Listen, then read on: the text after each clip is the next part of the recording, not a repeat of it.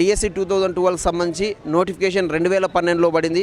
ఆ 2012 నోటిఫికేషన్ పడి మరి పరీక్ష నిర్వహించి ఎంపిక సెలక్షన్ కమిటీ వేసి సర్టిఫికేట్ వెరిఫికేషన్ కంప్లీట్ చేసిన తర్వాత కౌన్సిలింగ్ నిర్వహించే క్రమంలో ఒక Telangana JAC local non local implementation చేయని ఒక రిప్రజెంటేషన్ ఇస్తే ఆ రిప్రజెంటేషన్ని కరెక్ట్గా ఇంప్లిమెంటేషన్ చేయకుండా నోటిఫికేషన్లో పేర్కొన్న జీవో 91కు విరుద్ధంగా ఒక కొత్త జీవో 8ని తీసుకొని వచ్చి మరి వాళ్ళు ఇంప్లిమెంటేషన్ చేసి ఆ లిస్టులను ఎంపిక కాబడిన సెలక్షన్ లిస్టులను మార్చడం జరిగింది.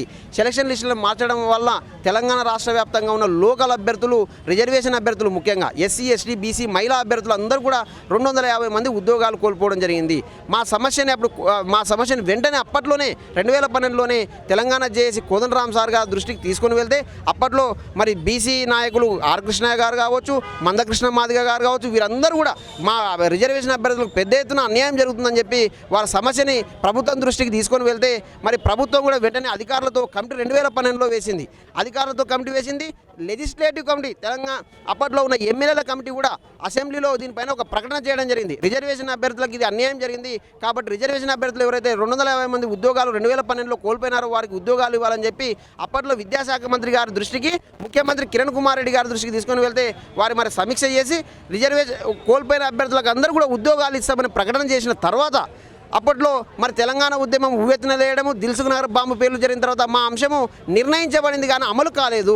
కానీ తెలంగాణ రాష్ట్రం వచ్చిన తర్వాతనన్నా మాకు ఉద్యోగాలు వస్తాయని చెప్పి మేమందరం ఆశపడిన క్రమంలో మరి అప్పట్లో ఉన్న ముఖ్యమంత్రి గారు కేసీఆర్ గారు మా సమస్యను విన్నారు. మాకు అనేక రకాల ఇస్తామని చెప్పి కాలయాపన చేసినారు తప్పనిసరి మాకు ఉద్యోగాలు ఇవ్వలేదు. అయితే మేము తిరిగి మా ఉద్యోగాలు అప్పట్లో 2012లో కాంగ్రెస్ ప్రభుత్వంలో పోయినాయి కాబట్టి మళ్ళీ కాంగ్రెస్ ప్రభుత్వం వస్తేనేనన్నా మా ఉద్యోగాలు వస్తాయని చెప్పి మేము ఆశపడి మరి ఈ కాంగ్రెస్ ప్రజాప్రభుత్వం ఏర్పాటులో మేము కూడా ప్రయత్నం చేసినాం. మరి ఈ కాంగ్రెస్ ప్రజాప్రభుత్వం కూడా వచ్చి 100 రోజులైంది. ఇప్పటికి మేము ఈ యొక్క ప్రజాభవన్కి దాదాపు ఇది 5వ సారి రిప్రజెంటేషన్లు ఇవ్వడం, కానీ మా సమస్య పైన సమీక్ష జరగడం లేదు, మా సమస్య పైన నిర్ణయం లేదు, మాకు ఉద్యోగాలు ఇవ్వలేదు. కాబట్టి మరి గౌరవ ఉప ముఖ్యమంత్రి వారు బట్టి విక్రమార్క గారు కావచ్చు, సీతక్క గారు కావచ్చు, రాజనరసింహ గారు కావచ్చు, శ్రీధర్ బాబు వీరందరూ కూడా డిఎస్సి 2012 పైన పూర్తి అవగాహన ఉంది. వీటికి అందరికీ పూర్తి ఎందుకు ఉద్యోగాలు కోల్పోయినా, ఎందుకంటే అప్పట్లో వీరు ఉన్నారు మంత్రులుగా. అప్పుడు 2012లో కూడా వీళ్ళు ఆ కాంగ్రెస్ ప్రభుత్వంలో మంత్రులుగా ఉండేవారు. కాబట్టి ఇప్పుడు వారికి సమస్య పైన అవగాహన ఉంది కాబట్టి ఆ మంత్రులు కూడా దయచేసి ముఖ్యమంత్రి రేవంత్ రెడ్డి గారి దృష్టికి ఈ విషయాన్ని తీసుకొని వెళ్ళి దీనిపైన సమీక్ష చేసి వెంటనే నిర్ణయం తీసుకొని మాకు అందరికీ ఉద్యోగాలు ఇవ్వాలని చెప్పి మేమందరూ కూడా ఈ ప్రభుత్వాన్ని కోరుకుంటా ఉన్నాం. కాంగ్రెస్ ప్రభుత్వం ఏర్పడ్డ తర్వాత మీరు ఎవరినైనా మంత్రులను కలవడం జరిగిందా? ఏమన్నారు?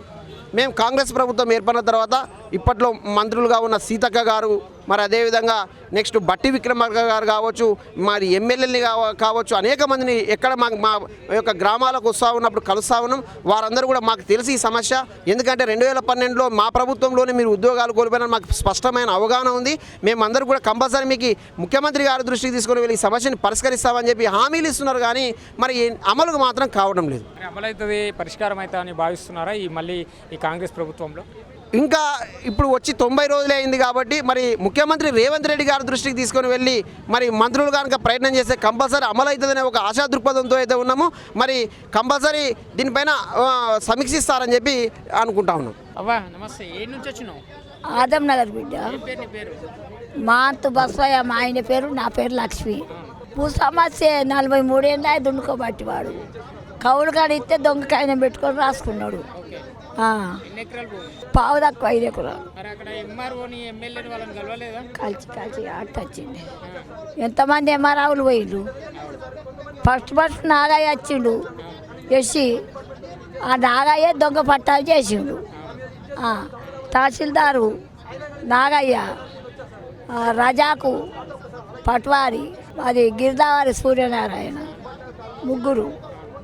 మరి పిల్లలు లేరా? ఎంత వయసు ఇప్పుడు? ఈ వయసులో ఈడికి వస్తే వీళ్ళు పిల్లలు పట్టించుకోరు. గసంటి 6 కొడుకులు, ఒక కొడుకు చచ్చిపోయాడు, 5 ఉన్నారు. 78 ఏళ్ళు 79 పడ్డాయి బిడ్డ. మొన్నటికే శివరాత్రి నాటికి పడ్డాయి. 79 పడ్డాయి. ఈ వయసులో ఈడికి వచ్చినావు, ఇక్కడ లోపల కలిసినా ఏమన్నారు మళ్ళీ సార్? అవన్నీ రాసుకున్నారు. వాడి చేపలు పెట్టినా అన్నారు, సార్గా పెట్టినా అన్నారు. చేస్తామన్నారా?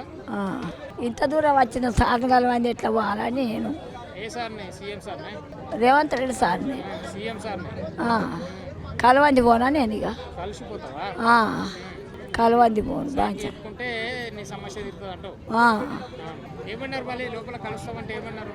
కలుస్తామంటే అటు వాళ్ళు మీటింగులు శ్రీధర్ బాబు ఉన్నాడట, సీతక్క ఉన్నదట, వాళ్ళు మీటింగులు ఉన్నారట. నీకు శ్రీధర్ బాబు సీతక్క శ్రీధర్ బాబు దగ్గరికి 3 సార్లు పోయినా, సీతక్క దగ్గరికి 3 సార్లు పోయినా. ఎప్పుడు పోయినా ఎప్పుడు కలిసినావు?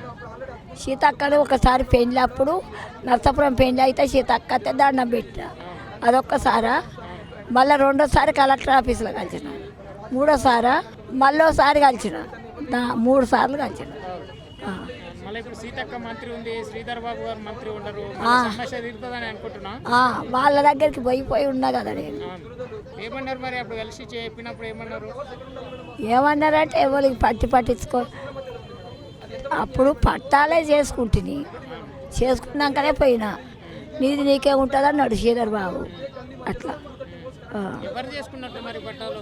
మాది 50ల భూమి, 50ల భూమి అయితే 50ల భూమిని నా పెళ్ళి 58, పెళ్ళి 58 అయితే ఆ భూమిని మాది 92, 93లో పట్టాలు చేయించిన. నేను పట్టాలు చేసినాక దొంగ పట్టాలు చేసిండు, పటవారి చేసి వచ్చిండు. మళ్ళీ కొడుకు అయ్యదారి నడుస్తాడు, అయ్యదారి ఆ కొడుకును కూడా అందులో పెట్టిన. 11 ఎకరాలు కరీంనగర్ ఏరియా, ఇది ఆదమ్నగర్ ఏరియా 9 ఎకరాల 7 గుంటలు.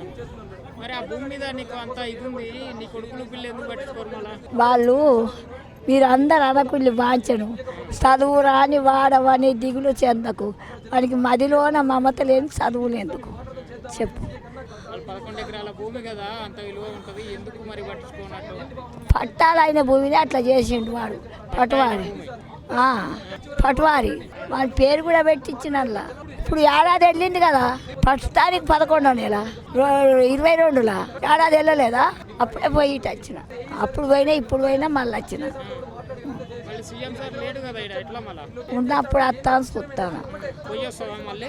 ఎప్పుడు రావాలి మీరే చెప్పాలి. ఇక అంత దూరం నుంచి మొన్న వచ్చినాయి, మళ్ళీ వరంగల్కి పోతుంది, మళ్ళీ నిన్న వస్తుంది.